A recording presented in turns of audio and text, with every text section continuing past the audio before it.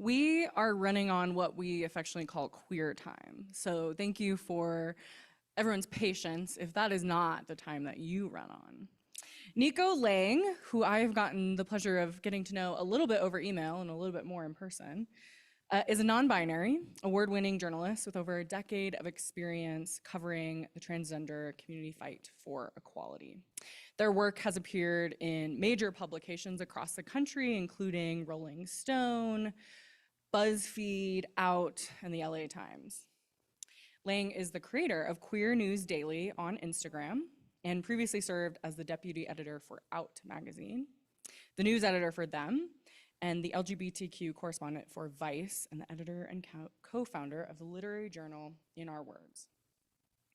Their industry-leading contributions to queer media have resulted in a GLAAD Media Award, 13 awards from the National Association of LGBTQ Journalists, and 4 awards from the Los Angeles Press Club, including the 2023 Online Journalist of the Year. Lang is also the first ever recipient of the Visibility Award for the Transgender Legal Defense and Education Fund, an honor created to recognize their impactful contributions to reporting on the lives of LGBTQ people, and was honored by the Human Rights Campaign with its Guardian of Truth Award last year. Now, before I formally introduce Nico, I am Reverend Delaney Piper. I am the pastor here of Highlands, and I am so grateful to have before me both Nico and Sarah Burlingame of Wyoming Equality, who will be leading us through this discussion of the book American Teenager, Nico's most recent publication. So I also want to say thank you to you all for coming. Bathrooms are behind us. If you need those at all during the event, feel free to. You can also get up and get more snacks if you want. And with that, I'll hand it off to Nico. Thank you so much. Ooh, nope, that was the little voice of God. This is better. So thanks so much for coming, everyone. To lay out the format of how all this is going to work, I am going to read a little bit from the book. Then after that, Sarah and I are going to talk for about like half an hour or so. Then after that, we'll flip things over to the audience for questions. So start thinking about what you want to know now. My favorite color is yellow, just to get you started. So, great. Sometimes authors will read like their entire chapter, like if you've ever been to a book reading, sometimes like they will literally read like 50 pages and you're just like, honey, no one needs to hear all that. So I'm gonna excerpt to lead you into what's going on. I spent a year traveling the country to document the stories of trans youth in 7 different states to write this book, American Teenager, How Trans Kids Are Surviving Hate and Finding Joy in a Turbulent Era. The states, let's see if I can do them in order, are South Dakota, Alabama, West Virginia, Texas, Illinois, Florida, and California. And my goal was to simply show trans kids as they are. I feel like right now there are so many people talking about trans youth, but very few people talking to them or getting to know them at all.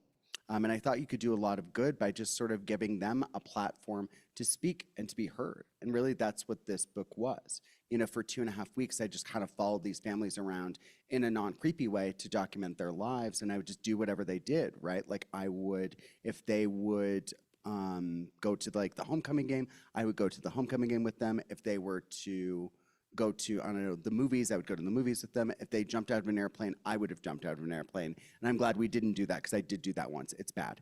And in this particular chapter, this is from the South Dakota chapter. I thought that would be the most germane since it's the closest. This was actually the first of the families that I met. So at the time that the book was being written, Wyatt was 15 years old, trans boy, uses he, him pronouns. His parents are Susan and Jeremy, and we also get a brief cameo appearance from his sister Ellie. I had actually known him for a couple years before the book was written because I met him on a cross-country tour of the US back in 2021 when we first started seeing this like rising tide of anti-trans legislation targeting kids. I went on this self-funded tour of states that had been particularly like impacted by this legislation. And I stayed with Wyatt's family for a week when I was in South Dakota. And he and I just really clicked like that. We just really hit it off. Because he was just this like, he was 13 at the time. and just really smart and funny and like wise and philosophical in a way that I was not when I was 13 years old. And he gave me a book of poetry that he'd been writing, and I was really annoyed because it was extremely good.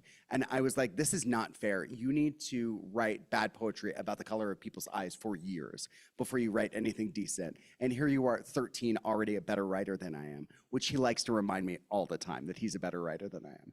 And I just had this feeling when I was with him that I was like, God, if people could just spend an hour with you or 5 minutes with you, that I just felt like so much of the hate in people's hearts would melt away.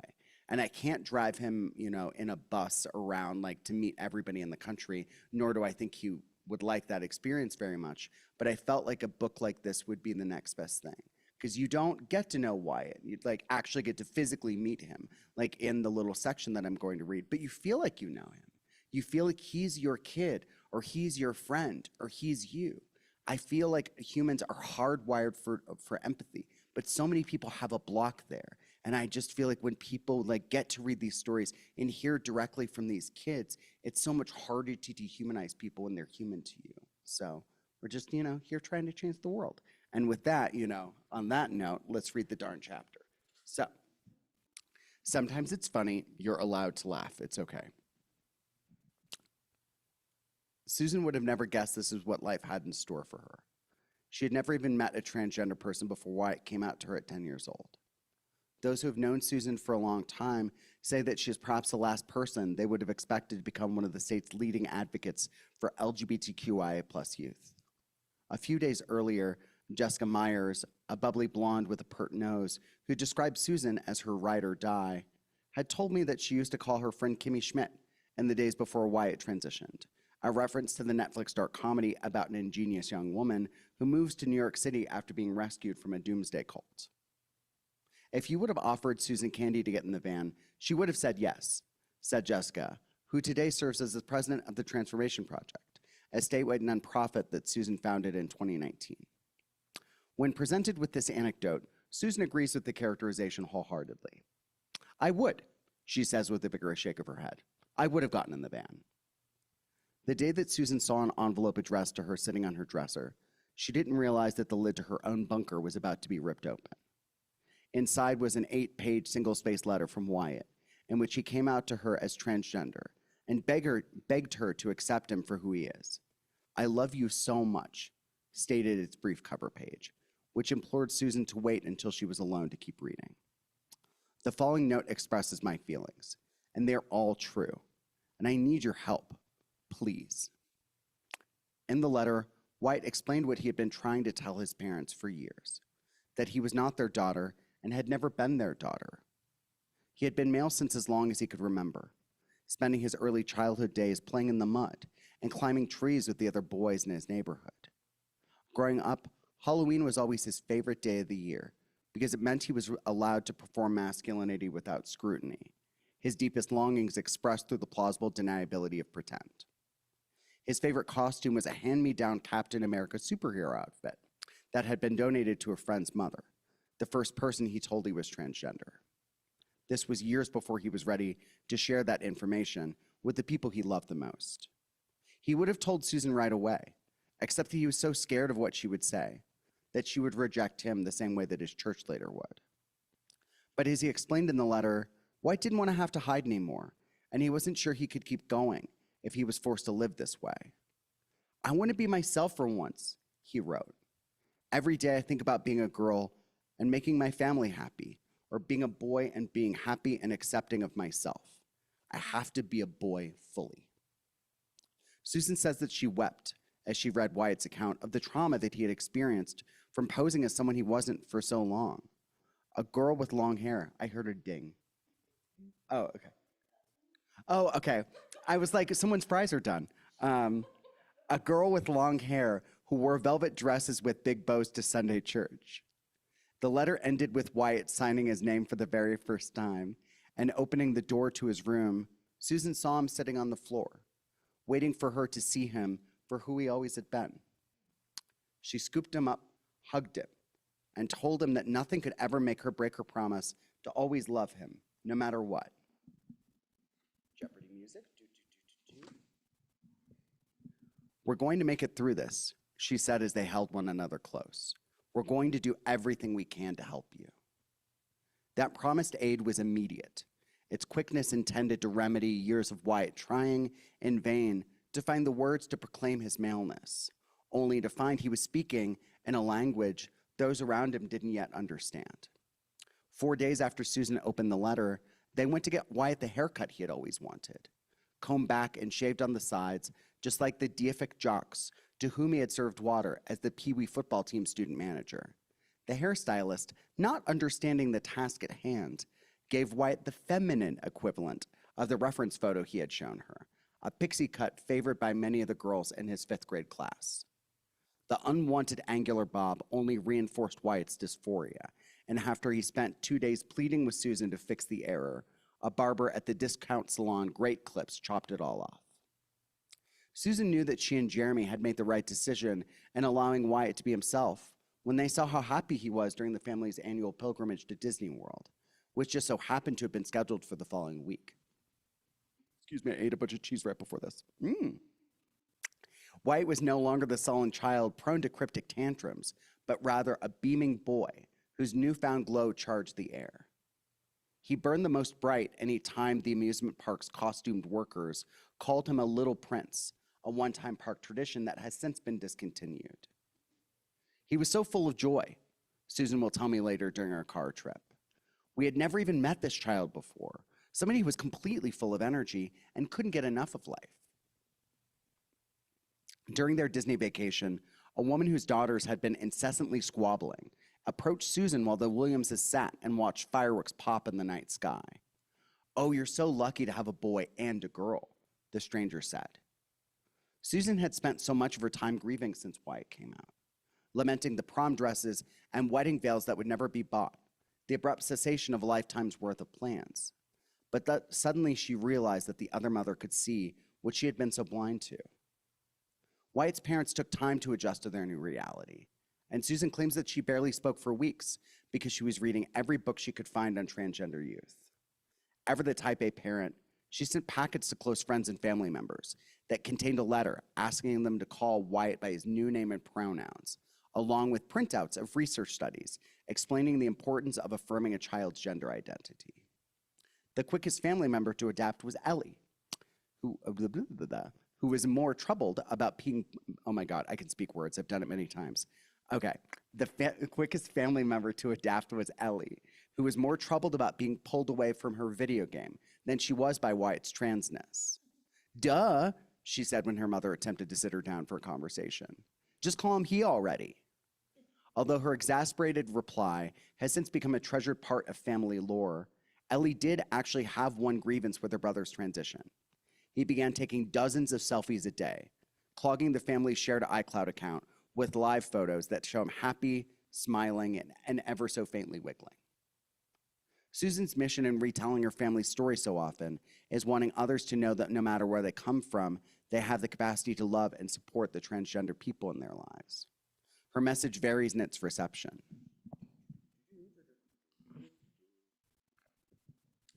After Wyatt came out, a fellow mother verbally berated her while she was waiting in line at a Starbucks cafe, accusing her of being a bad parent for allowing her son to transition. "I can't believe what you were doing," said the woman as Susan stood there in her morning workout gear. "When I was a kid, we lived out on a farm. All my friends were boys. I wanted to be a boy more than anything else. I think about what would have happened if my parents would have let me do that." Instead of dismissing her, Susan asked this person, whom she had at one time considered a friend, out to lunch to tell her about what her family had been through. By the end of the meal, both women were crying in mutual recognition of the other's humanity. "My goal is to plant seeds across South Dakota, and if I can open hearts with the stories I share, then maybe I can change some minds," Susan tells me. "I don't think I changed minds, but I hope I planted a seed." And that's where we're going to stop for now. If you want to know how it ends, you're going to have to buy the book. Thanks so much, everybody.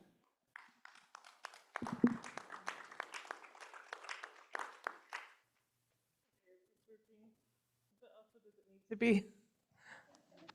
Yeah, that works, right? Okay. Do you want to do another round of applause for Nico? So well read. So well read. I was a great listener. You listen so well. So before we we're going to have a little Q&A or we're going to have a conversation and then a Q&A. But this is my opportunity to just tell y'all what a good journalist Nico is. And it does not surprise me that strangers allowed you into their homes to talk about like one of the most intimate things. Because as all Wyomingites know, one of the things we are the most skeptical of is people from outside of Wyoming coming in and representing us to a larger audience. I think that we are naturally skeptical, maybe even cynical. And I've known Nico now since before I was at Wyoming Equality. I think I was a faith organizer for the Human Rights Campaign, I think, the first time that we talked. And I would just say that you are very unique in being a national reporter who has no contempt for red states. That's hard to find. We can do away with most of them with that filter. Yeah, not too many left at that point. Yeah, I mean, that's like we've done you and a couple others. And then I feel like you've just earned a lot of trust, with me and with all the folks that I know who do this kind of work in very rural, very Western environments. So I just wanted to give you those roses, like before we get into this conversation. Thank you so much, honey. Also, I have a little suggestion if you don't mind. Yeah, have yeah. you seen the TikTok series Subway Takes? Oh, yeah. You should just do it like that. Yeah, yeah. Okay. I was like, I saw you pulling up the collar, and I was like, I don't think we need to do this, Sarah. My Wyoming. Oh, I love it. That's good, right? Okay. So chic. Okay. Well, I have so many questions for Nico, and I'm sure you do too. But just off the top, I just want to know, who was the family, or what was the story that really surprised you, where you thought you were headed one direction, good or bad, and that you, as a seasoned journalist who meets people all the time, had to really stop and reassess? Yeah, I would say that's a great question. Also, I should have mentioned before, I don't know if you know this, but the first award I ever won for something I wrote was actually for a story about Wyoming. It was that, so I interviewed Judy and Dennis for a piece that I wrote about one of the anniversaries of Matthew Shepard's passing. I think it was like it wasn't like a year you would expect. It was something like 23 or something. But when I interviewed them for that story, I started just digging in about the prevalence of hate crimes still, not only in this state, but often in states that don't have hate crime legislation yet. And I spent an entire year afterward, because I was supposed to turn in their story. I had to turn it around really quickly in a week, but I ended up holding on to it for an entire year, just because I was speaking to so many Wyomingites who had this, stories about not necessarily harassment in the sort of the deadly Matthew Shepard way, but the sort of ways in which it doesn't feel like the state government is always a safe space for the hostility that they experience. And then, after a year of collecting those stories, I turned it in, and it's still one of the proudest things that I've ever written. It's a great article. Yeah, and it was the first thing I ever won an award for. So thanks for that, Wyoming. So happy to be here. We can applaud ourselves. Yeah, Great applaud job. yourselves, Wyoming. Also, and to actually properly answer your question, I think, the last two chapters probably were the ones that tested me the most. As Sarah mentioned, I've been doing this for a long time. I feel like at this point, I'm pretty unshockable. I've seen everything, I've done everything. I've, screamed at anti-trans lawmakers over the phone, right? So it's at a certain point, you just feel like you're kind of hardened to things. You're like, I got this. But the second to last family, that was in Florida. And that family had just been through a lot of trauma. I think every family that I've worked with over the past 10 years, not to paint with too broad of a brush, right? But I think a lot of them have some level of trauma that they've dealt with in their lives, not because their kids are trans, but because of the way society treats their trans kids and trying to create safe spaces in this world that doesn't always feel like it wants your kids to exist. That's really, or can be really difficult. But this family had really been through the ringer. So to sort of set the scene, The mom, we call her June in the book. She's a domestic violence survivor. She has complex PTSD from that. Sometimes just getting through a normal day is really hard for June, like just let alone, raising 2 kids in Florida, right? And then on top of that, they were unhoused for 4 months. And Augie, the younger sibling, because that chapter centers 2 trans kids who are siblings. Augie, the younger of the 2, was being bullied at school so badly that they just didn't think it was safe to keep going back to school. It was a really not good situation. And then Jack, the older sibling, was detransitioned by the state of Florida. She was one of the kids who lost her gender-affirming care under Medicaid. So that happened 5 months before she turned 18. For those 5 months, she had to watch this body that she fought so hard for slip away. And there was nothing that she could do about it. She was tortured. I mean, there's no other way to say it. She was tortured by her own state government. And, before I went down there, I knew that they'd been through this because we talked about it, right? I did pretty extensive pre-interviews with the families, just so that way I had a sense of what the story was going to be and I could draw a rough outline in my head. So I was aware of the situation, but I don't think I knew just how tremendously it affected them until I was sitting in a room with them. Like when I met Jack for the first time, the older girl, we had po' boys at this restaurant in Pensacola, Florida, because what else do you do in Pensacola, Florida, but have po' boys? And I just sitting there with her, she just looked like a shell of a person. Like she was just gone. She was just totally hollow. And my heart broke for her. And there was also this part of me that wondered, like, was this the right thing to do? Like, is this what you need right now?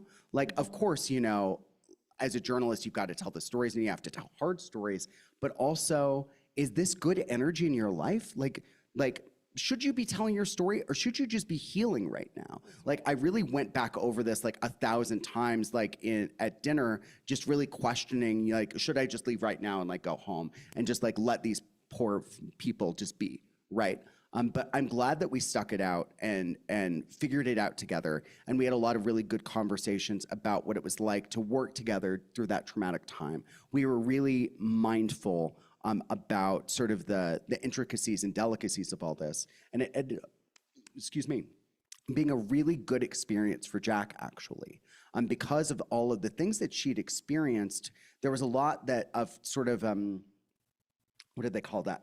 Like when you've been to war, like shell shock that she was kind of dealing with, like this sort of like after effects of the bad thing that happened. But she wasn't able to really process it because she didn't have anybody to talk about it with.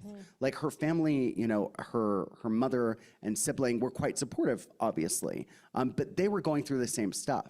And I think a lot of us know that the best sounding board when you're going through something aren't necessarily the people who are closest to you. It's what therapy is founded on, that sometimes a neutral third party can be that just like blank slate for you to work out your feelings and emotions and process things. And I, perhaps unintentionally, got to be that blank slate for them. And Jack, we really worked through a lot. It was like a year of therapy in like 2.5 weeks. And the second to last day that I was there, like because she was finally allowing her body to process that trauma, she just shook. Like she spent the whole day in her room. I gave her the day off, and she just spent her day in her room just drinking sleepy time tea. And obviously that was really hard to watch, and my heart just like really broke for her. But it ended up being really helpful because it was sort of like that, like when everything gets flushed out, like the block is gone and finally you can start to process things. And she's doing really well now. She moved out of Florida, which is always a good thing. Always move out of Florida if you learn anything from the book. She's living in another state with her boyfriend. Things are going really well. She's waiting for him to propose. I just saw her on the tour and I had to have like an older sibling come to Jesus moment with her of being like, girl, if you want to get married, it's 2026. You do not have to wait for a man. Propose to him. Like, come on, diva, have I taught you nothing? And she's also going to school now. Like she started at a community college there. And that makes me really happy because when I was there, I was always just kind of yenting her and just trying to really push her to think about the future. Like she's so smart and interesting and has great taste and like movies and books and film. And I was just like, girly, like, what are you gonna do with all this brains and talent? Like, your book, that's the thing that I wanna read. Forget about our book for a second. Think about your own. Like, you just have so much in here. Let it out, because the world would be better for it. And she would always shut me down. She would say that too much optimism had plagued her life and that she didn't wanna think about it. And that just really crushed me, because who wants to hear a 19-year-old girl that say that she's so broken down about the world that she won't let herself think about a future? But now to see her doing that and working toward the future and having a full-time job and just putting herself out there, I'm so proud of her. I'm so proud to know her. I'm so proud that I got to be just a tiny part of her journey. But I hope what people take away from that story, from her story, when they read it in the book, I think the surprises that you'll experience, going on this journey with her, I hope you realize that it shouldn't be this hard. It shouldn't be this hard for kids to grow up and have a good life. They shouldn't fight this hard. It's amazing that Jack is brave and courageous and still so strong, but she shouldn't have to be this young. And I just hope that one day we create a better country so that way kids don't have to be this strong. That's great. Thanks, Nico. That discernment piece, the piece of like, oh, should I be doing this? Right? Is this the right, move? I think a lot of people have that question about any teenager, anytime we're having conversations with teenagers, but certainly the precariousness of, this administration, this world, this moment in time. So I think that's an important thing for the audience to know, right? That you have your own discernment about like, is this healthy for them? I will say that like here in Wyoming, when we had the anti-trans sports bill, and people were like, hey, we're going to litigate that and we're going to win. We've got Bostock, here we go. We only had 2 athletes in the whole state that it pertained to. And one, we would have never asked to be a plaintiff because we just knew that they weren't in a stable period where being at the center of a court case could ever be something we could ethically say, why don't we invite you into this chaos, in the middle of more. And then the other one said yes, they would do it, and then realized that they could graduate early, but that meant not doing a sport, and that we just said, we don't need more martyrs. We got plenty of martyrs. We need healthy, thriving kids.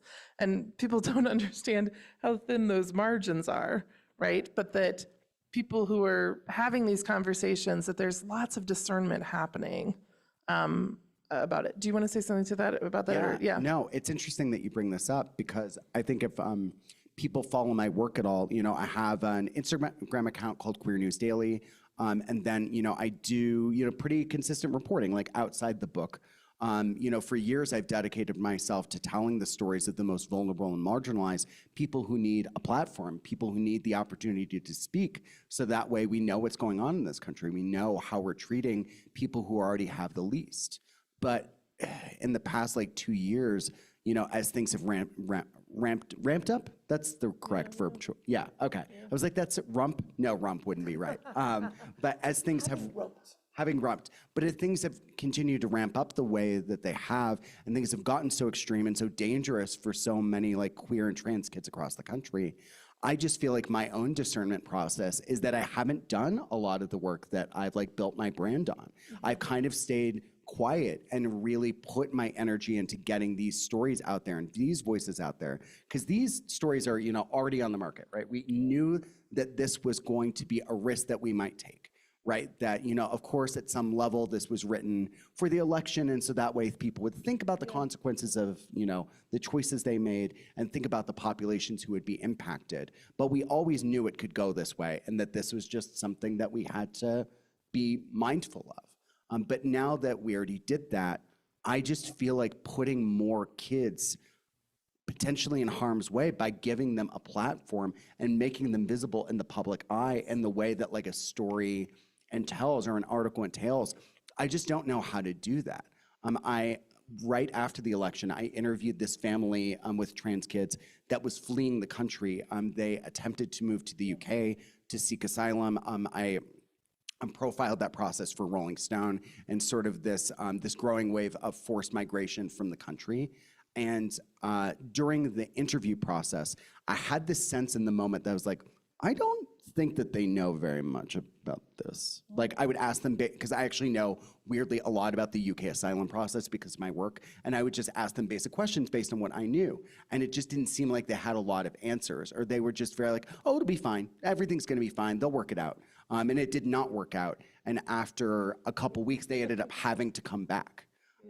It was a very bad situation. And after all that fell apart so spectacularly, as a journalist, I'm not supposed to advocate. I'm not supposed to help people. I'm not supposed to get involved. I'm just supposed to document. Like, the most I can do is ask people pointed questions to help them think about these things and maybe be like, I should Google this. But I thought to myself, a journalist is not what they needed. They needed somebody to be like, here, let me go over the UK asylum system with you. You know, let me make sure that you are ready for this very big decision you're going to make. So I just had to really think about what my advocacy looks like in the past 2 years. Because I just think that the kind of work that I do normally, it's good work, it's important work, it's the work of my life, and I couldn't be prouder of it. But I don't think it's always what people need right now. Yeah, amen, amen.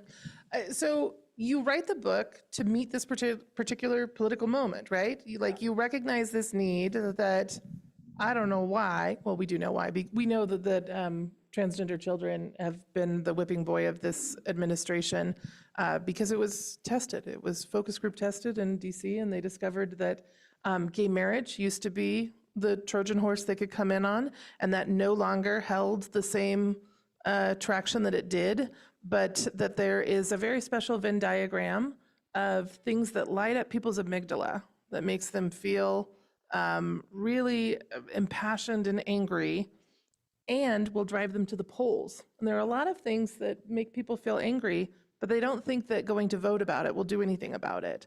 But that in these focus testing groups, that the specter of people being both children and deciding that the gender they were assigned at birth was not right for them hit both of those spots for people.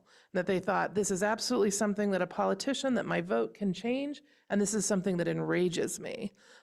So in this particular moment, we have decided that these handful of very marginalized children are the political, boogeyman that we really want to focus all of our attention on. And the only antidote to like a boogeyman who is unknown are stories, are the narrative, are the stories, are what if they were human?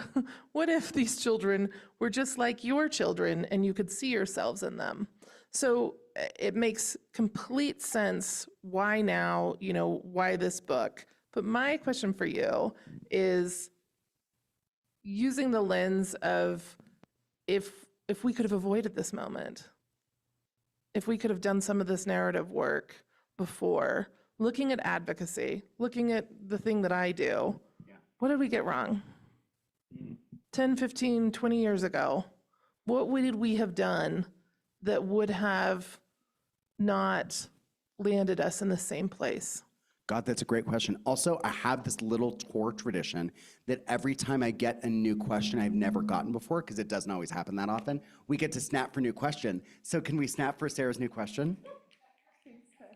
Also, I've got to say, that's maybe my favorite question I've had in a minute. I need to give me a moment. Not to I guess I may be saying this from a self-interested lens because I have, a book to sell, which please buy 1 million copies. But I do wish that storytelling work had been done sooner, because we saw that one of the major, you brought up marriage equality, right? And that's a really great example here, because one of the major drivers of the marriage equality movement as it sort of ramped up between 2005 and 2015, that's really when the crux of the fight happened. One of the biggest ways that we were able to change people's hearts and minds was through storytelling. I actually did a bunch of research on this when I was in college, because my master's was in media studies with a focus on documentary. And the TV show Modern Family, of all things, is actually credited as being a major factor in moving the average American's hearts and minds on the subject. Because, at its height, I think about 35 million people a week were watching Modern Family, and they could tune in and see that Mitch and Cam, their love was just like theirs. And it did so much to normalize those experiences and take these extremist talking points of because this is really where my political education started. And I was reading a lot of right-wing blogs at the time and just seeing the ways that these really extreme anti-LGBT folks were oh, if you let gay people marry, they'll want to marry dogs and children and just all of these nuts things, right? Anything that you can possibly think of, they were just sort of fear-mongering about. But then you watch the show and you saw that it wasn't so scary. It's just people just like you know, having the same arguments that you do, like fighting for the same relationship that you get to take for granted. And this show didn't need to explain that to people or handhold. It was just really self-evident. In the way that with this book, I hope that reading these kids' stories, that their humanity is self-evident and that people see that everything they're fighting against, it's just kids being kids. It's just people living their lives. You know, it's just human beings. So I think for me, what I wish we'd done earlier is just centering the humanity of trans people in the way that we did queer couples. Because I think we put so much emphasis on the marriage equality movement at the time in a way that was effective, right? Like I can't throw too much shade because, you know, I married my husband twice. I really like him. So I just made sure to like really lock it down. I told him when we got married that that he better be sure because I'm Catholic and he's never getting out of this alive. So I married him twice to really send home the message. But, you know, I'm quite grateful for that. But I wish this work had started with trans people earlier because this is a generational fight. You know, these things take a very long time because you not only have to express the message, but you have to reinforce the message over and over and over again. Yeah. That after Modern Family, you start to see other like waves of queer representation, like the stories of like largely gays and lesbians and bisexuals start to be told in these like with greater nuance and humanity. You know, people can see that like these things that they were been told were scary aren't scary at all. I think we just haven't done that with trans people in the same way. There have been so few opportunities that the average American who doesn't already know a trans person in their lives, which I think is about 2/3 of the country, depending on polling, right? So for those other 2/3 of people, how can they have this normalized? How can they see that it's not so scary? And I think that books like this can do good there. But I also think that movies, TV shows, I think even something I really love seeing are storytelling projects in local communities. Like I've become a really big fan of oral history projects. It's one of the reasons I love that you guys have Authentic Selves out there, which if you haven't taken a look at that exhibit, it's really like, I think a model of what this can be, of just letting queer and trans people express themselves in their own words, right? And I would love to see local communities doing that. You don't always need to put people's faces on it, right? Or even their names. It can be anonymous in the way that Post Secret was, if y'all remember that from like 20 years ago, right? But if people have the ability to see, tell them what Post Secret is if they don't remember that, because it was so fun. It was so, you should Google this. It was, people would write in anonymous postcards that were always designed. They were very like artistic and beautiful. People would really put a lot of work into it, but it would be something that you've never told anyone before. Actually, the first person that I ever came out to as non-binary was actually at my friend's Post Secret project. I wrote it on, they had everybody write in, it was at a comedy show on these like flashcards, and I made my best friend guess, because I was like, oh, if he really knows me, like he'll know which one it was. And then he guessed wrong and I never told him. And then I didn't come out for like another decade. But you know, I think those kind of storytelling projects, right, of localizing it for people. So that way it's not like, oh, just Mitch and Cam who are these fake people, right? That they're queer and thus like all queer people deserve rights. But also this affects people in your local community. These are the stories and the voices of people down the street from you or in your own neighborhood. Yeah. And I think that does a lot. Yes, yes, yes. The critique that I would give us is I would say, like, when you're winning, when all your ships are coming in, like, and you're in ascendancy, I think whatever movement you're in tends to do this, where like it gives you the confidence to be arrogant and to say, you should already know this, like educate yourself. And so there was a whole generation of people who, you know, the alt-right said, oh, they won't talk to you? They told you to go Google it? They said, educate yourself. We'll take you in. And so my critique for our movement is that we pushed people, you know, into that. And the other thing I think I would say, and why I think this book is so great, is that when we're defensive, we feel like we have to be like model queers, you know? Yes. And model queers are so boring. Like, as Hugh Grant once said quite well in a romantic comedy he starred in, 2 Weeks Notice, good movie, saints are boring. Saints are so boring. People don't connect to saints. You can't connect to a saint. No, and you certainly don't think like, well, that's where I'm gonna go. That's how I'm gonna end up. Like, I'm not. Nobody thinks they are. One of the, I don't think I've shared this story with you. When the anti-trans bill passed, so it broke 45 years of history in Wyoming. We had killed every single anti-LGBTQ bill for 45 straight years. And it was sponsored and led by a very dear friend of mine, who's still a very dear friend of mine. We vacationed together. Like, I love Wendy Schuler, and she sponsored a bill that did irreparable harm.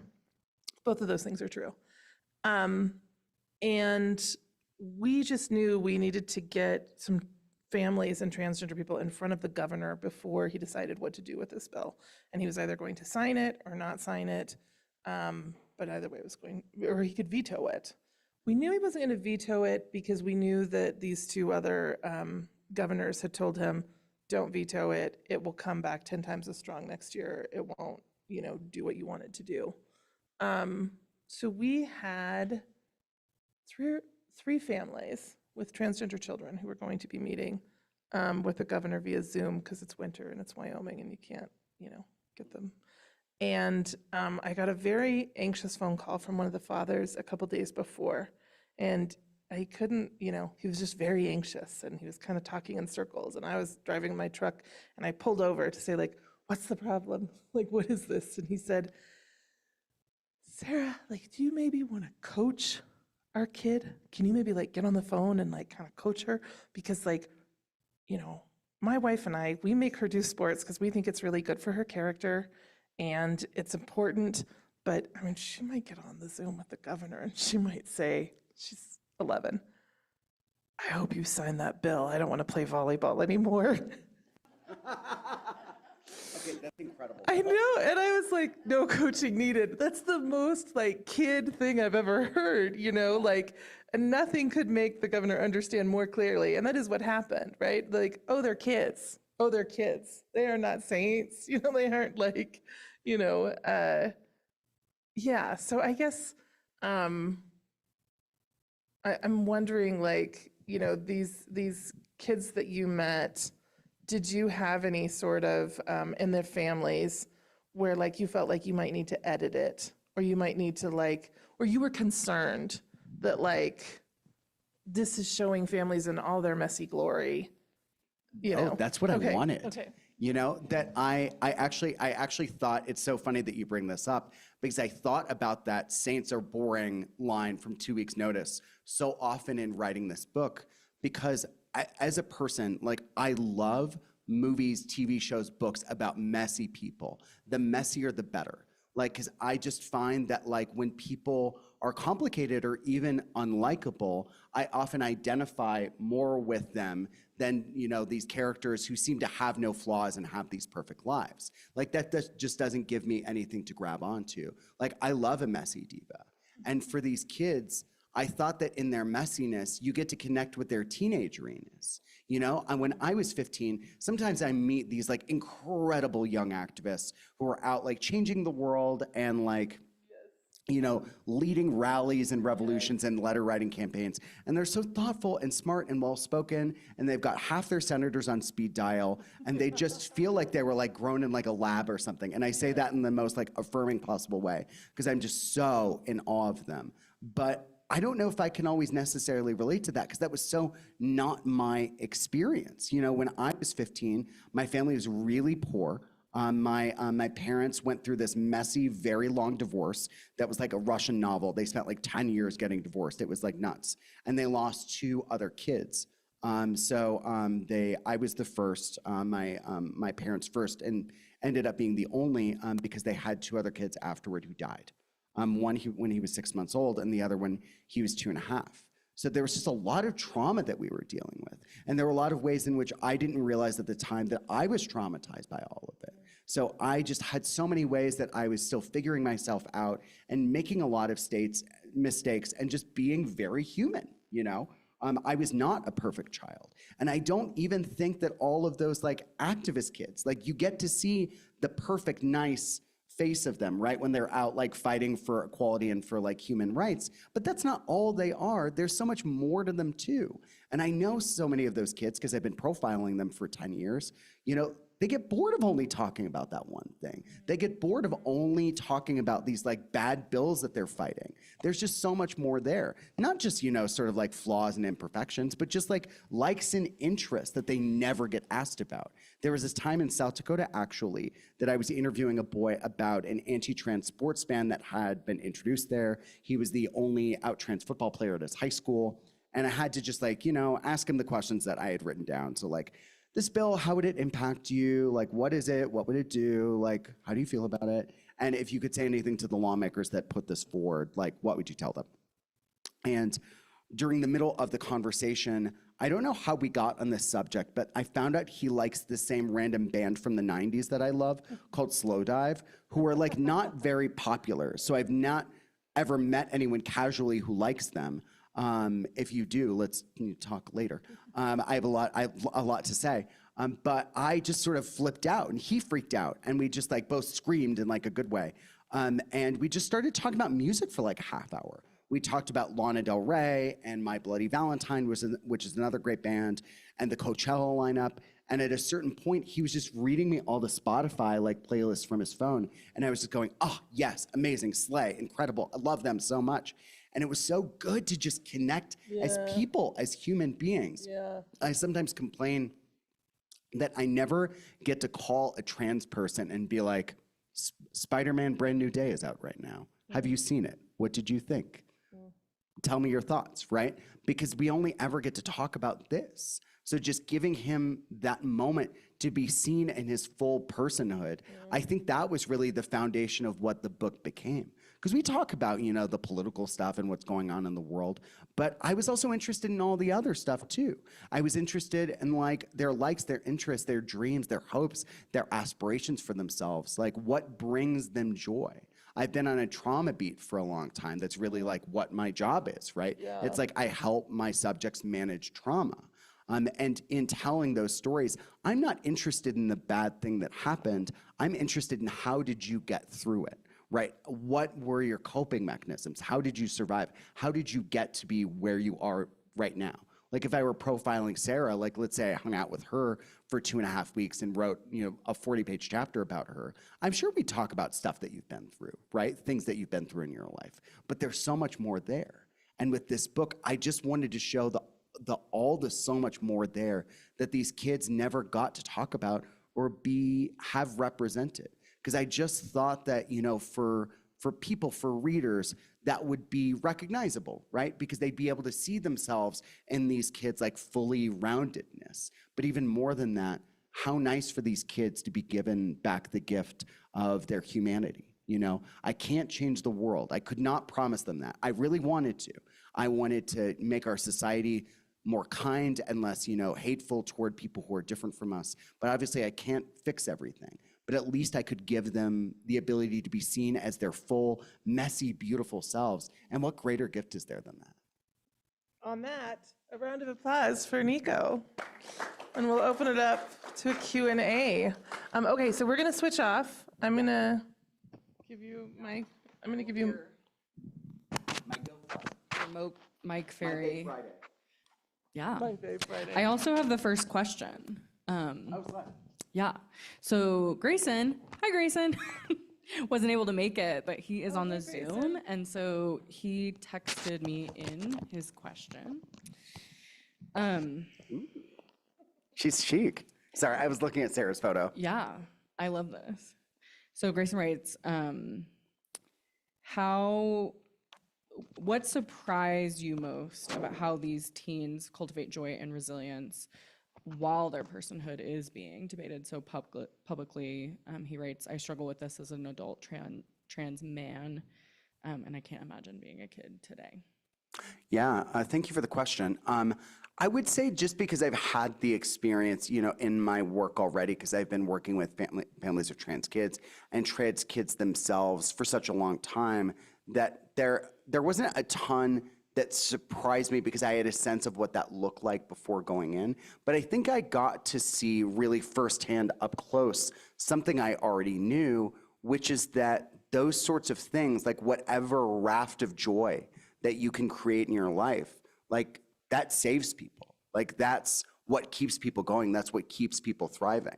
I think that you see in this book that every kid who has access to joy in their lives, whether that's in the form of, interests that fill their cup, or a friend group that brings them happiness, or even having a safe space in their home or outside of their home, like an LGBTQ plus center, or a church that loves and supports them. Like for Ruby in Texas, that family went through a lot, and being in Texas isn't super easy right now. But Ruby is doing super well because she goes to this church that has loved and supported her entire life, and that threw her a coming out party when she came out as trans.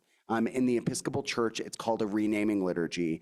It's this idea that if you grew up Catholic, you'll know what this is. You take your confirmation certificate, you destroy it, and you get a new one with your name on it. And it's this idea of discarding the person that everyone thought you were in favor of the person that God intended you to be. And despite everything going on in the world, just knowing that God loves her and is on her side and just adores her unconditionally, that's meant the world to her. And for Rydian in Alabama, he's another kid that, obviously lives in a state that isn't super easy to be trans. But in high school, for his, I think, junior and senior years, he went to the school called the Magic City Acceptance Academy, which is one of 2 explicitly LGBT plus supportive schools in the entire country, the only one of its kind in the South. It's like literally in the charter. About 2/3 of the school is queer, and it's just this like little oasis. The funniest note I've ever gotten on a piece of writing that I've ever done in my entire life is that when I turned in the first draft of his chapter, I was always describing everyone's hair. Because like when we walked into the school for the day, I got to shadow him there.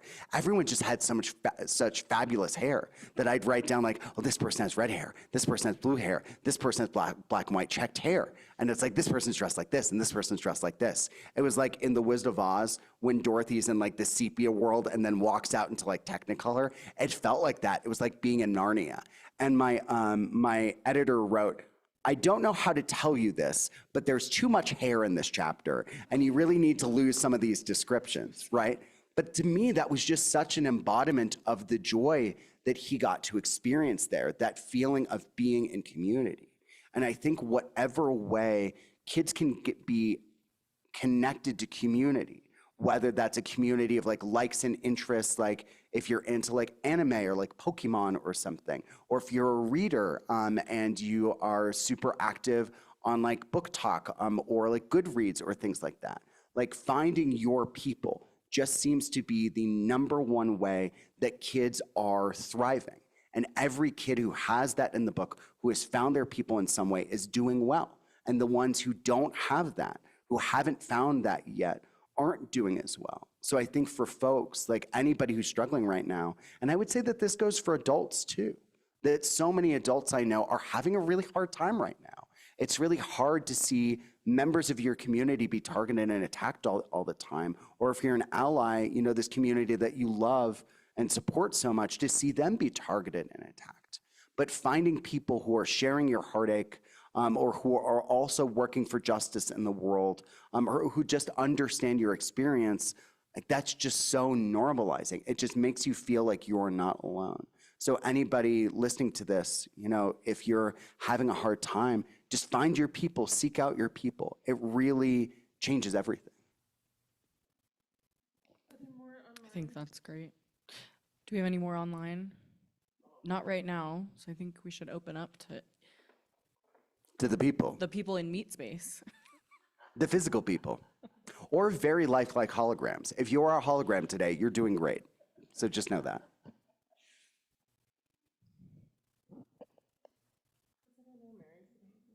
Yeah, of course. I'm going to do this to let people think of a question to ask. I just have a couple of comments. First of all, we shouldn't want to be saints because many of them were tortured and killed. Absolutely. Okay, work diva. And the second comment is, you talk about this need for education, and it's unfortunate that it didn't happen now. The first time I ever even knew anyone who was gay, I was 36 years old. Going to law school, I had a friend. And the first time I ever even heard of any kind of transition was this wonderful book that's now probably out of print called Conundrum. It's by a person whose name is Jan Morris, and he was 5 years old. His mother was a concert pianist. He was lying underneath her piano, and she was playing Sibelius. And he knew at that time he was a girl trapped in a boy's body. So it would have been wonderful to have had, 20 years ago, this education, but people were certainly not very open about it. So anyway, those are the two observations. So now then people can ask a question. Yeah, no, that's great. And I think, I think the only way that I would respond to that is that I do think that those stories were out there. They just didn't get a lot of visibility. Like, I have a friend who's been doing activism for a really long time. She transitioned in the 70s, right? So she's been out and doing this work for longer than I've been alive. And she said that, back in the day, trans people couldn't get any kind of media attention, right? They would try to do crazy, outlandish things just to have people attack them, so that way someone would pay attention, to their rights, to their issues, to what they were fighting for, and they couldn't do it. So I think, in the way that we just have so much visibility and so much of it ends up being kind of dangerous and destructive for these kids because it's used to target them and to strip away their rights. Back then, just no one would even talk about them at all. So, you've had folks for a really long time who have desired to tell their stories and to get their stories out there and do that work. I think we just were in a place where we wouldn't listen. So, and I don't really know why that was. And I'm glad that we're listening now. I think we just need to learn to listen better. And I think we're still on our way. And that way that, you had to, right? That there was a time you hadn't heard about this, but then you did, and you learned, and you're here now. So thank you for doing that. Thanks for the, well, I was gonna say question, but the comments. Thank you. Yeah, quasi question. I love a quasi question. Faux question. Amazing. Thanks so much, Mary. You did a good job of keeping them short, Any other questions? So how did you get started? Was there like an event or a story that inspired you?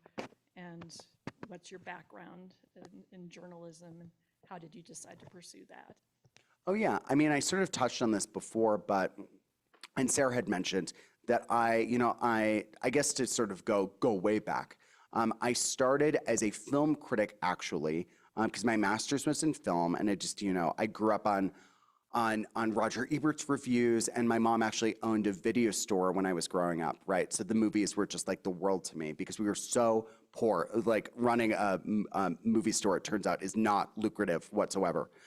But it was a really fun way to grow up, and it was one of the things that really brought me joy as a kid. And I sort of looked to that same joy as an adult.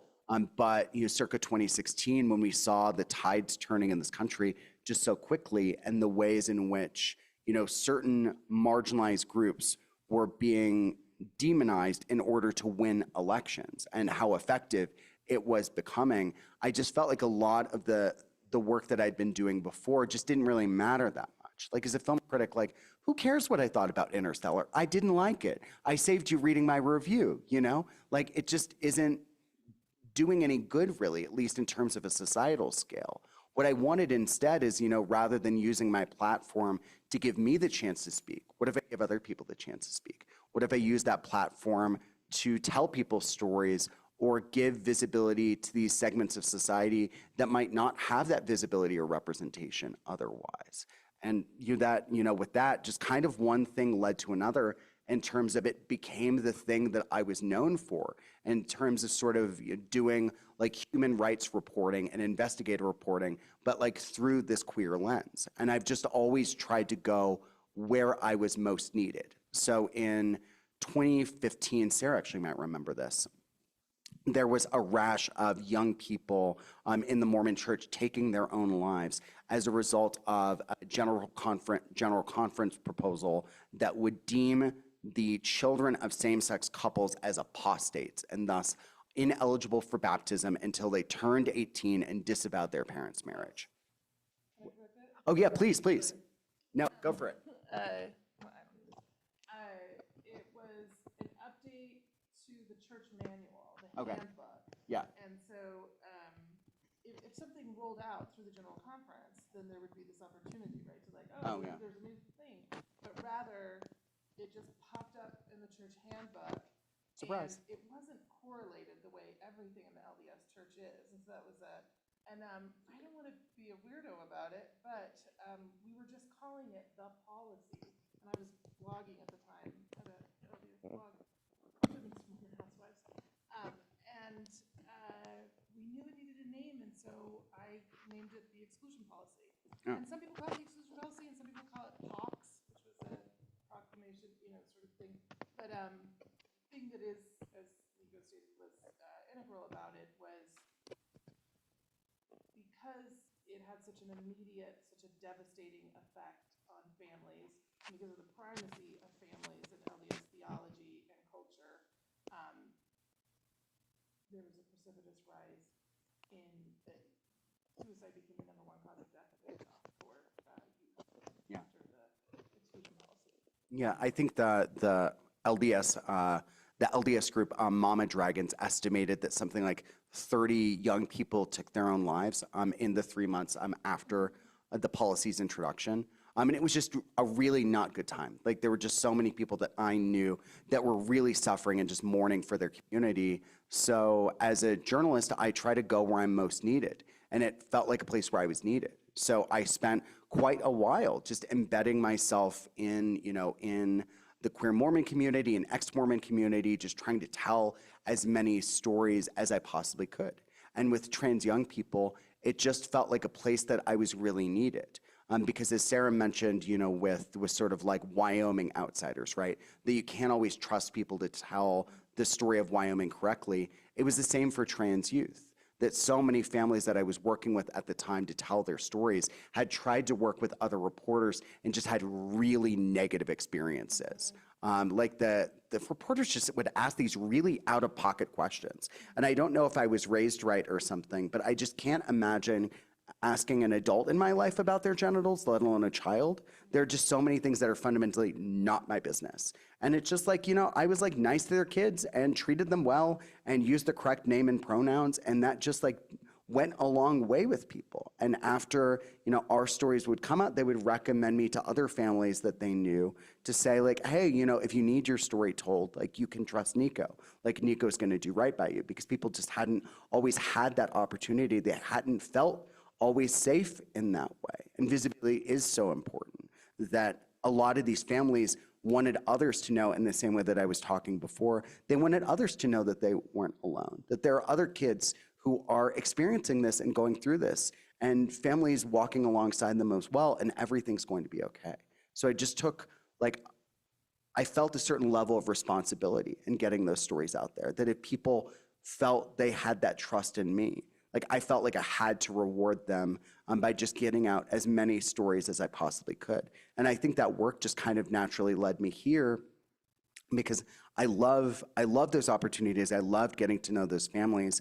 But I also know that, let's say I'm going to pick on Sarah again, that I'm profiling her for a 1,200 word story that I'm writing for, a newspaper article that has to be out in 2 days. I think they do, but we disagree on that. But I just don't get to know her that well in that time. If I didn't already know you, in 1,200 words, I don't get to go really that deep with you. I'll probably have about 45 minutes with you at the most, and I don't get to know you that well, and the reader doesn't get to know you that well. I know somebody who profiled Dolly Parton for a national publication, and because Dolly Parton's very busy, she only had 5 minutes with Dolly Parton. So she got to ask her 2 questions before Dolly had to move on to her next thing, and the rest of it, she just had to play jazz to fill out the rest of her word count, And with the work that I do, I understand why it has to be that way. We all have deadlines, but I just felt like an opportunity was being missed to really holistically represent these kids' lives, to where, by the end of this book, these 8 kids, you feel like you know them so well. And I wanted those stories to stay with you forever. I wanted you to feel like not only you were embedded in their communities and their lives for 2.5 weeks, but to feel like some way you stayed there forever, and to feel like they stayed in your brain forever. Because maybe if that was the case, you would carry their stories forward in everything that you do. that, you know, when you're doing activism or you're voting or you're organizing for a better world, like their stories and lives and experiences and their love is always informing that. And I just don't think that you can do that in a magazine article the same way, you know? So I just hope to see people taking more opportunities to tell these stories in new ways, because that's what this book was. It's like, I was already doing this kind of work, but how could I do it in a new way? And I hope that we just keep thinking about these things, right? How can we use other media, whether that's social media, whether that's mainstream media, whether that's platforms like Substack, right? Like there are so many stories that need to be told, that deserve to be told, that are waiting to be told. And I just think that this book, while wonderful, is really the tip of the iceberg.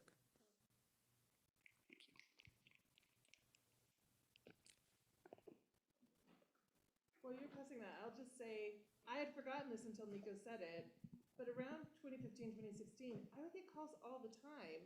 And it's such a small little world of like people who care about trans kids and Mormon and everything, saying, hey, I got contacted by a reporter. Is he okay? And we would all say like, oh yeah, no, Nico's good.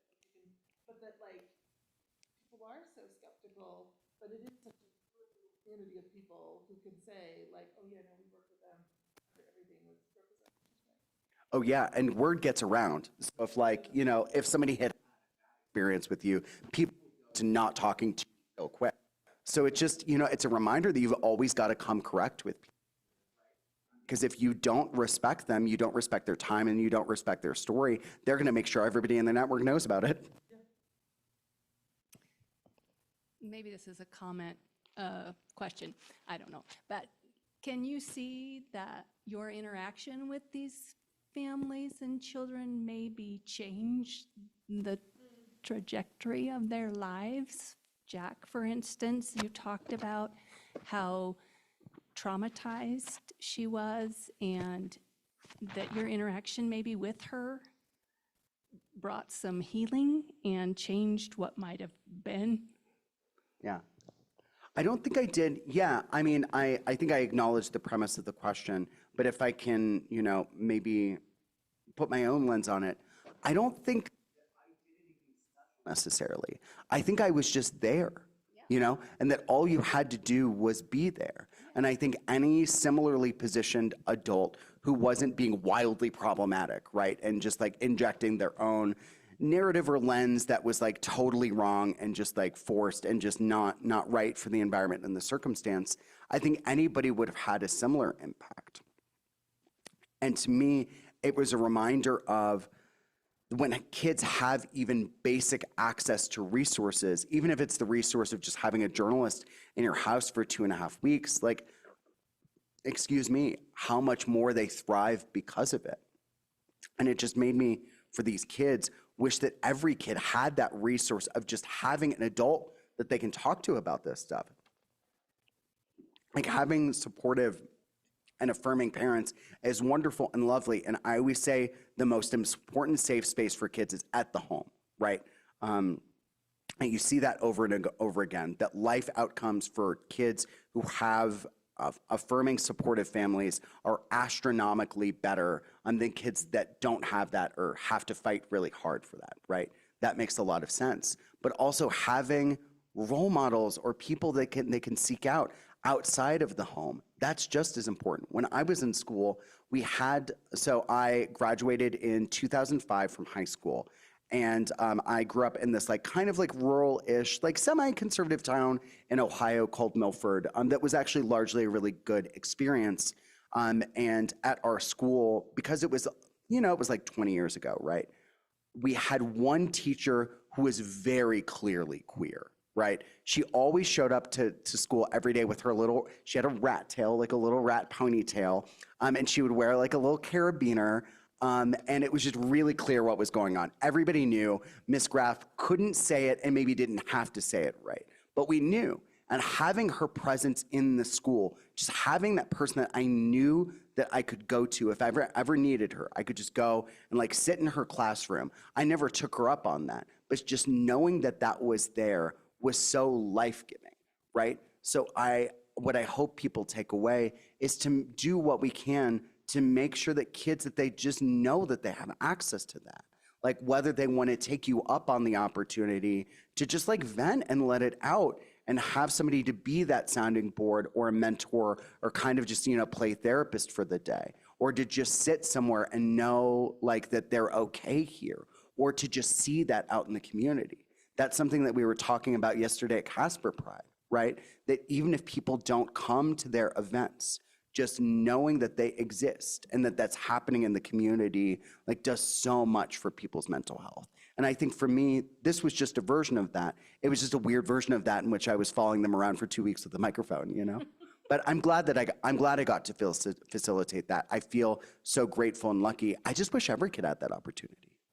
Can I expand on that a little bit and say that pool, in my experience here in Wyoming, is shrinking because opposition elements have been so successful at telling people, and you are not even an affirming, if you're just an acknowledging space, you're a groomer. No. You are an actual, that is what being a pedophile is.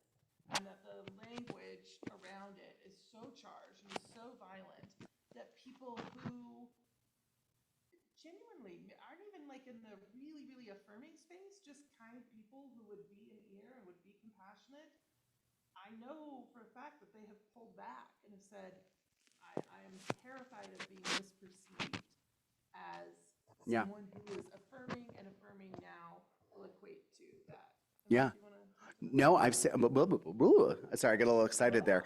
Because we were actually just talking about this in Powell, because, one of the local organizers there said that one of the biggest problems that she has, that despite Powell's reputation for being just unilaterally not only just conservative, right, but also embodying a certain kind of values that one might construe as being anti-LGBT, right?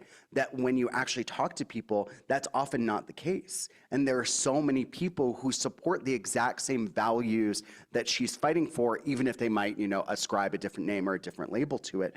They're just so shy and often scared about speaking up, that she'll talk to people about putting a yard sign up, right? In this house, in this house, we believe sort of thing, those sorts of things. And people are so scared because they're what will the neighbor think? What are they gonna say, right? And they're so scared of public backlash that they're not willing to speak out. And I think we see this I acknowledge that this is especially true in Wyoming, just because of perhaps a very real fear that people have. I don't want to discount that or say that that's not valid, because it is, but I think we're seeing that all over in different ways. One way I'm seeing it on the ground is not just people shutting down and not speaking because they're afraid of being labeled a groomer, right? But also people who have been doing this work for such a long time being, I think I would say, exhausted and burnt out to such an extent that they often leave those communities. Because, we talk about the sort of forced migration of queer and trans youth and their families, but it's also happening with adults too. There are so many adults that I know who have fled their home states or have fled the country. And these are beloved activists who have been doing this work for years. The woman who created the trans pride flag fled the country with her wife, right? They went, I'm actually not sure where they went, so I don't want to say, and I don't know if they'd want me to say, but Monica and her life, or Monica and her wife went somewhere else. And because of that, you see all these resources that are being pulled from communities, because every one of those people has skills, has networks that people can no longer take advantage of. So much advocacy as a result has really suffered. So I think for all of us, if we have any kind of platform, if we have any kind of ability to speak out and recognize that we have a little bit of privilege to do so, right? That there are some people who maybe shouldn't speak out because it really won't be okay for them. And it does genuinely feel dangerous. And it is a vulnerable situation. And that's totally okay. We need to recognize that. But I think any of us, if we have any amount of ability to use our voice for good, it becomes incumbent on us to do so for all the people who can't do that. There was that woman at the No Kings rally. There was this interview that went viral earlier in the year of this woman being interviewed. You know, one of those like crappy man on the street things where they try to get you to say something stupid and they shove the microphone in their face. This guy comes up to this lady and he's like, I'm going to do the voice because I love doing the voice. My brother does it even better. He'll be like, So, this No Kings rally seems pretty white, huh? Don't you think it should be more diverse? and you know, the woman, if I were her, I would have slapped him. So, you know, good on her for not doing that. Really credit her way. But she collects herself and she thinks about it for a second and she says, no, it's not that she doesn't want the rally to be more diverse or that she doesn't think that people of color have a place there. It's that, you know, she's been around and doing this work long enough to know what happens when vulnerable, marginalized people are the people that like organize and get out there. They're always the first people who are targeted. They're the first people to be rounded up by police or beaten or, you know, or locked away. So it means that everybody who doesn't have that same fear of persecution have to be the folks who are using that privilege for good. So I just want to say, you know, even for the folks who have done something small, so small as turning out for this, thank you so much for doing that. That's really a model of what that looks like. Like you are using your physical presence here to be here for everyone who cannot be. So thank you for that. Like, I hope you pat yourselves on the back a little bit there and also just keep doing that work, keep showing up, keep being physically present because it means so much to everyone who can't do that. All right, one more question or comment before we get to book signing? Anybody else have a?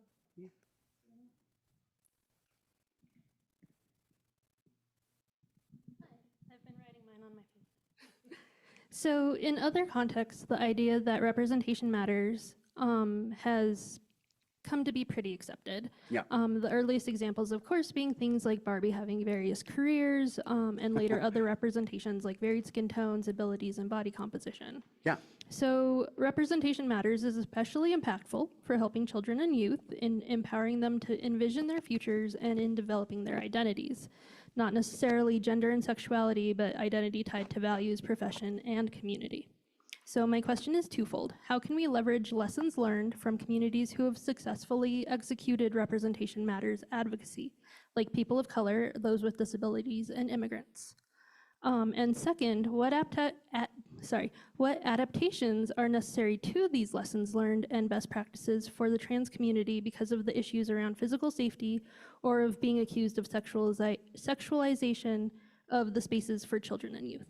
Okay, you're gonna have to remind me of that second question in a moment, but I've got your first one. Thank you so much for those, that both brilliant.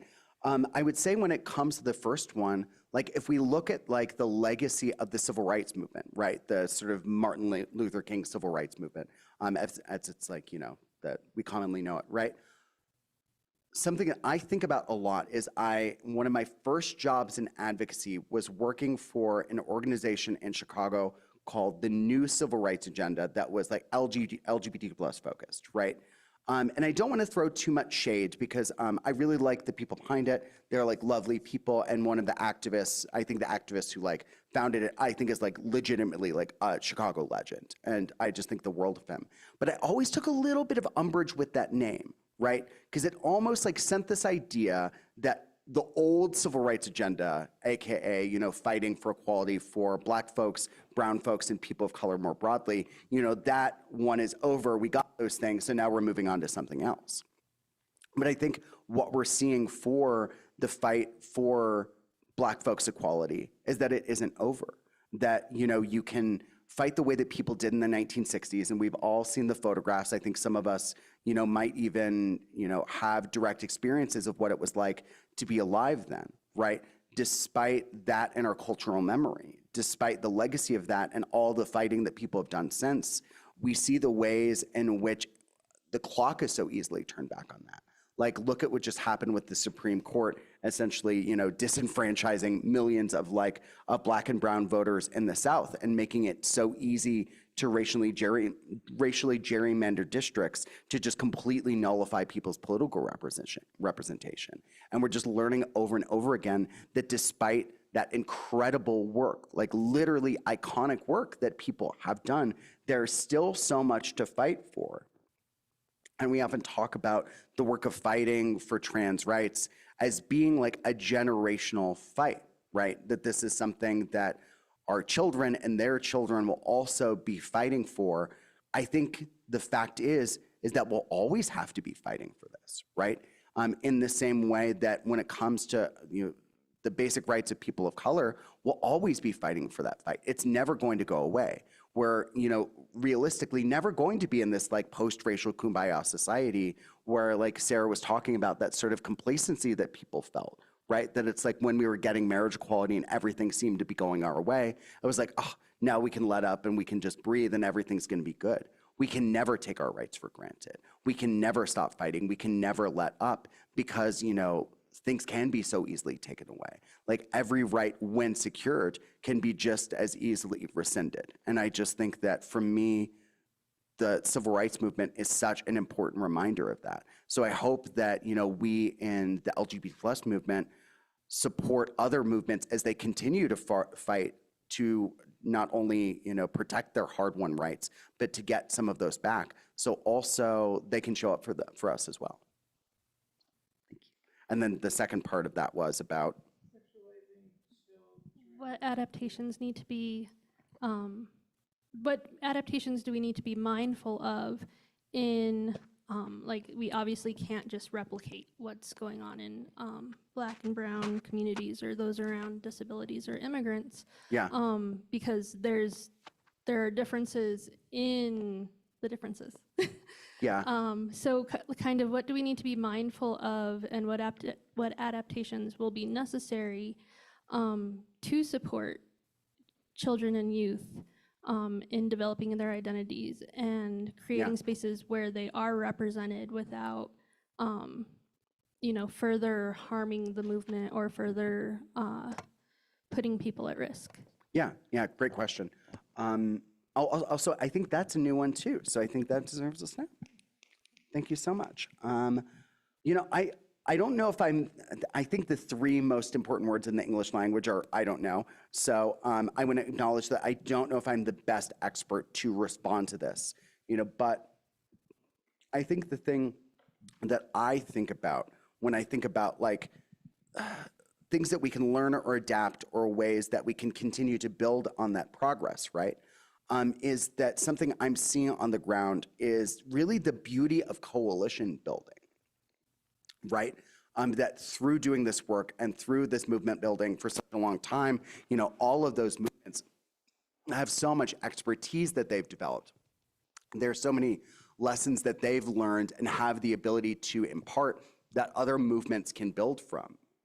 And also in the way that, so many of those resource networks on the ground have been really fractured over the past couple of years as activists have been forced to either like go underground or flee the country.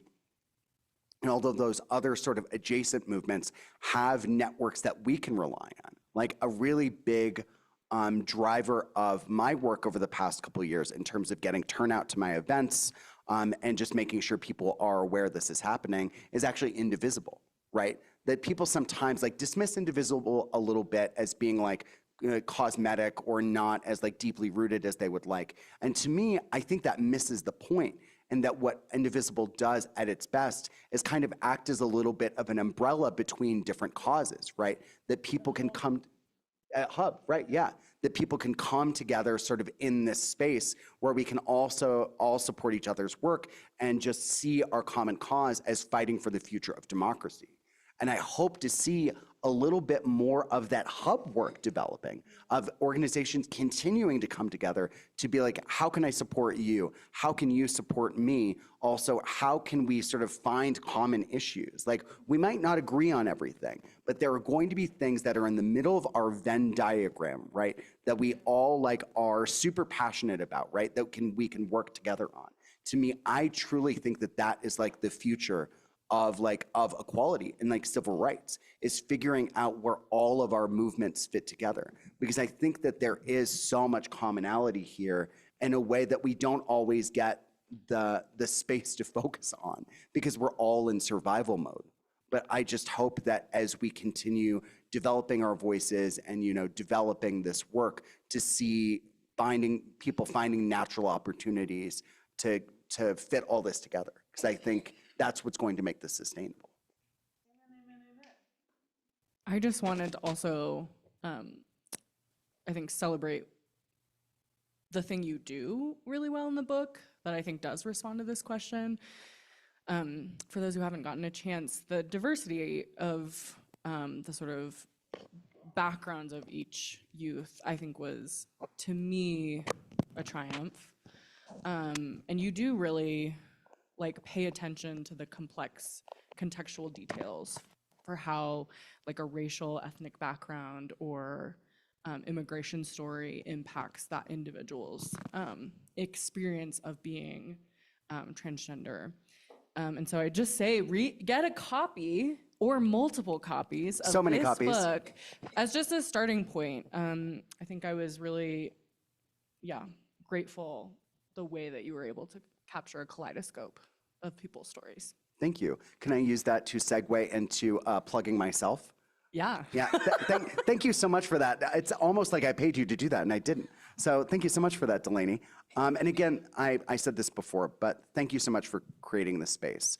I've really been looking, so, of course I love all my children equally in terms of my events, but there are some that in my mind's eye, when I was just sort of envisioning what the next 4 years of my life was going to be, because I've been traveling for 2 years doing this. This is my 375th event. I'm going to keep going for the other 2 because I just don't know what else to do right now. Like, to me, this is the only work I could possibly be doing. When I thought of all the places I wanted to go, like, for some reason, Cheyenne just felt like I needed to be there. There was just something that has been calling me toward this for a really long time. And I'm just so grateful. Like, it's you who made this happen. You brought me here, like you and Sarah, and the tremendous work that you're doing. So I just want to sort of almost like bow to you and to say how, I'm being silly, but just to say how honored and grateful I am to be here. And I really don't take that for granted. Okay, now that I've sucked up, I'm going to tell you to buy books. When I do these events, we often talk about, because often people be like, oh, this was really great, but wouldn't it be nice if, 100 more people came? And I'm like, yes, that's always the goal. I send out so many emails. It's all I do. I'm about to do this event in Ohio with Jim Obergefell, and I found out the local organizations that's hosting us have been quite stressed in terms of like getting the word out and emailing people. So I'm like, all right, I want to make sure a lot of people turn out for Jim because he's like a hero. I'm going to email 2,000 people. And that's literally my goal over the next 2 weeks. 2,000 people will be emailed about this event, whether I want to or not. So I'm always trying to sort of plant the seeds in terms of like getting the word out and making sure people know that it's happening. I look at my work as Susan does. She uses the planting the seeds metaphor. I very much look at myself in a sort of Johnny Appleseed role here. But I also know that those seeds go a lot farther if other people help you plant them. So in terms of what Delaney was talking about, don't just think about getting a book for yourself. Think about getting a book for other people in the community who couldn't be here or maybe didn't know this was happening. There's just, to me, like, there are so many rooms that you walk into that I'll never have the chance to walk into. So many people you meet every day that I'll never have the chance to meet. So when you do, carry a copy of this book, carry many copies of this book. There was a woman that I talked to in Montana who is this incredible like queer activist there, and she gave a copy of the book to her neighbor who used to be profoundly transphobic, and not because she's like a bad person, she seemed fine, but just because she'd never met someone like Micah or Kylie or Wyatt or any of the other kids in this book. So it just seemed really like scary and weird to her because it was still unfamiliar. These stories hadn't been normalized. And then she read this book, she got to know these kids, and she saw how profoundly normal it was. She saw that it was just human beings being human beings. It was just kids being kids. And since reading the book, she's really come a long way. She's a therapist, and she started writing letters of support for adults seeking gender-affirming care. And yeah, that's really special because for kids, in Montana, that doesn't exist anymore because it's been shut down. I mean, there's litigation and it's being fought in the courts, but right now kids can't get that care. And even for adults, doctors and medical providers don't always want to put themselves out there that way because they're really scared of being targeted. So to know that this woman has been able to do that, to sort of stand up for her community and be that voice, it's everything that I could ever want as a journalist and a human being, to know that you've had that impact on someone. But to me, it really shows me how much impact we can all have. So, these kids, I believe that they can change the world. I believe that the world is better when people hear their voices, when they take the opportunity to learn from these kids' unique experiences. So my ask to all of you is we're in a church, be my disciple a little bit. Help people hear these kids' voices. Help people learn. I know that the world can be different. I know that things can be better. I know that one day these kids won't have to be so strong. It'll just take a lot of work for us to get there. And to have you all of here doing that work with me, I'm so profoundly grateful. And I just want to say thank you. I'm so thankful to be here. I'm so thankful to Delaney and to everybody who showed up today. And I'll be even more thankful if you buy 10 books, so just keep that in mind. And also, if that wasn't enough, know that the doors are locked and you can't leave until you buy a book. If you try to get out of here without one, I will chase That you. is fake news. That's fake. No, legally, I have to say that you can leave anytime you want, but also try me, For Diva. fire safety. Yeah. Oh, yes, fire safety. And also, people should know this is not a hostage situation. Yes. Yeah. Not everyone has such a dark sense of humor as us. Yeah. Yeah. But I just want to say final thanks to Sarah and Nico, of course, but then also to all of you. We have snacks. Please take some snacks. This space will also be open for the next, hour. We'll say an hour. If you would like to view the Authentic Selves photo gallery, which is a storytelling gallery about trans and non-binary people and their families. It does a lot of the same kind of work that Nico's book does, and so I felt like it was a good pairing for this event. So Authentic Selves will be here, open for gallery hours, viewing hours over the next 2 weeks, so check out our gallery schedule. Definitely a great opportunity to go plant some seeds of your own and bring some friends back who can experience this themselves. So thank you. Final round of applause. Crowd dive.